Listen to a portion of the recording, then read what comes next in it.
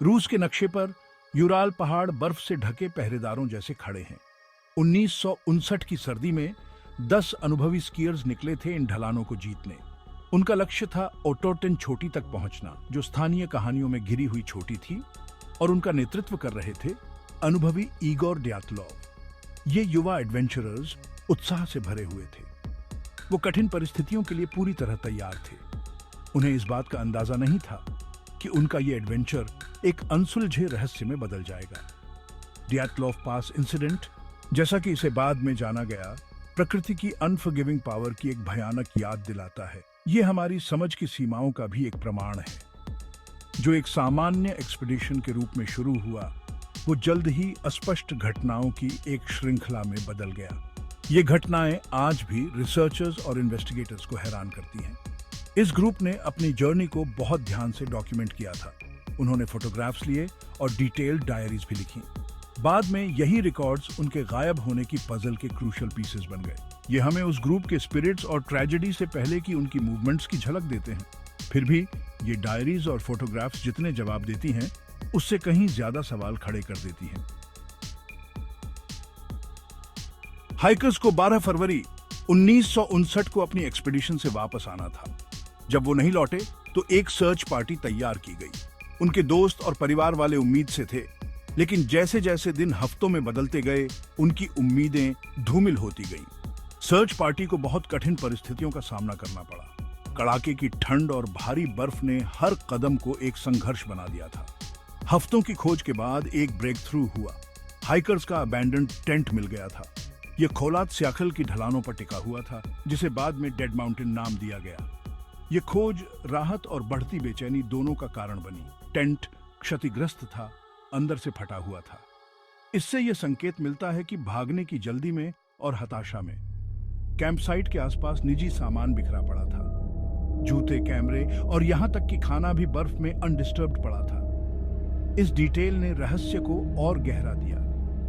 Hikers अपने shelter को उचित गियर और सप्लाईज के बिना क्यों छोड़ेंगे?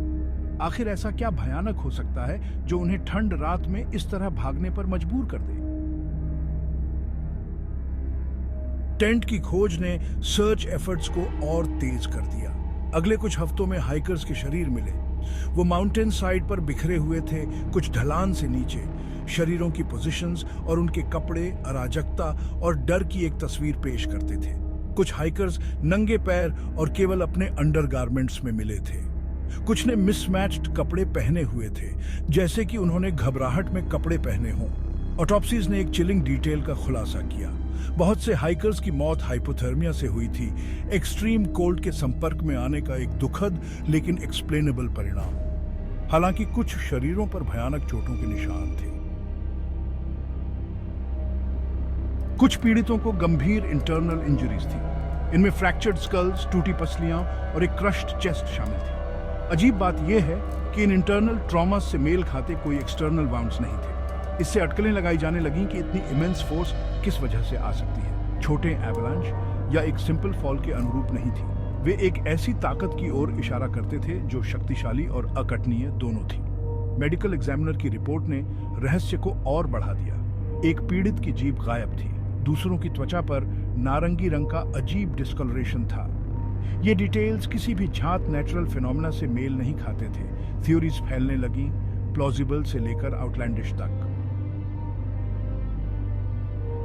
भाग 5, the mystery of the radiation. मामले में इंट्रिग की एक और परत जोड़ते हुए कुछ हाइकर्स के कपड़ों में असामान्य रूप से हाई लेवल्स ऑफ रेडिएशन का पता चला। इस अपेक्षित खोज ने तुरंत ही क्षेत्र में सोवियत मिलिट्री एक्टिविटी के बारे में अटकलों को हवा दे दी। क्या हाइकर्स अनजाने में किसी सीक्रेट टेस्टिंग ग्राउंड पर भटक गए थे? क्या वे रेडियो एक्टिव मटीरियल्स के संपर्क में आए थे? रेडिएशन की फाइंडिंग्स ने रहस्य को और गहरा कर दिया। लेवल्स इतने अधिक नहीं थे कि लीथल हो सके। इसने इस बारे में प्रश्न खड़े कर दिया कि कपड़े कैसे और क्यों कंटामिनेटेड हुए। उस समय के अधिकारियों ने रेडिएशन और हाइकर्स की मौत के बीच किसी भी संबंध को खारिज कर दिया था, लेकिन कई लोगों के लिए रेडिएशन पजल का एक महत्वपूर्ण हिस्सा बना हुआ है। भाग 6, searching for answers in the snow. Dyatlov pass incident ने जल्दी ही लोगों का ध्यान अपनी ओर खींचा। हाइकर्स के साथ क्या हुआ, इसके बारे में कई थ्योरीज सामने आईं, जिनमें प्लॉजिबल एक्सप्लेनेशन से लेकर वाइल्ड स्पेक्यूलेशन तक शामिल थी। कुछ एक्सपर्ट्स ने सुझाव दिया कि एक एवलांच ने हाइकर्स को अचानक अपनी चपेट में ले लिया, जिससे उन्हें अपना टेंट छोड़कर भागना पड़ा और वे मौसम की चपेट में आ गए। दूसरों ने प्रस्तावित किया कि समूह पर इंडिजिनस पीपल ने हमला किया था। कुछ लोग तो यहाँ तक कह गए कि हाइकर्स यूएफओ मुठभेड़ का शिकार हुए थे। एवलांच थ्योरी हालांकि शुरू में प्रावदोपडोगनी लग रही थी, चोटों की गंभीरता या हाइकर्स के अजीब व्यवहार की व्याख्या करने में विफल रही। इंडिजिनस मानसी लोगों द्वारा हमले के विचार को जल्दी ही खारिज कर दिया गया। मानसी लोग शांति प्रिय माने जाते थे। ऐसा कोई सबूत नहीं था जिससे पता चले कि वे इसमें शामिल थे। इसके अलावा चोटों की प्रकृति मानसी के शिकार करने के तरीकों से मेल नहीं खाती। भाग 7 could it have been a natural disaster? कुछ रिसर्चर्स ने प्रस्तावित किया है कि इंफ्रासाउंड नामक एक दुर्लभ मीटियोरोलॉजिकल फिनोमेनन हाइकर्स में घबराहट और डिसोरिएंटेशन की व्याख्या कर सकता है। इंफ्रासाउंड ध्वनि तरंगें जो मानव श्रुति सीमा से नीचे होती हैं, बेचैनी, चिंता और यहाँ तक कि हेलुसिनेशंस की भावनाओं का कारण बन सकती है।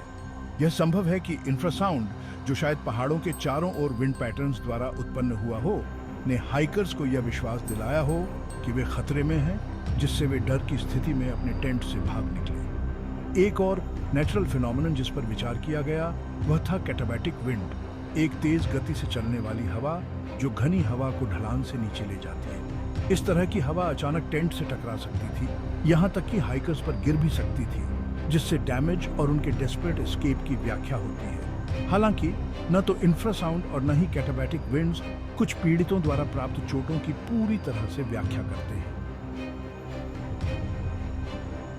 भाग 8 whispers of secret weapons and government cover-ups.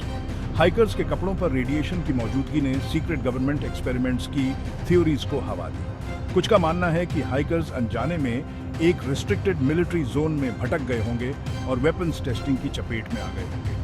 दूसरों का सुझाव है कि सोवियत गवर्नमेंट, जो अपनी गोपनीयता के लिए जानी जाती है, ने संवेदनशील जानकारी को प्रोटेक्ट करने के लिए हाइकर्स की मौत के असली कारण को जानबूझकर छुपाया होगा।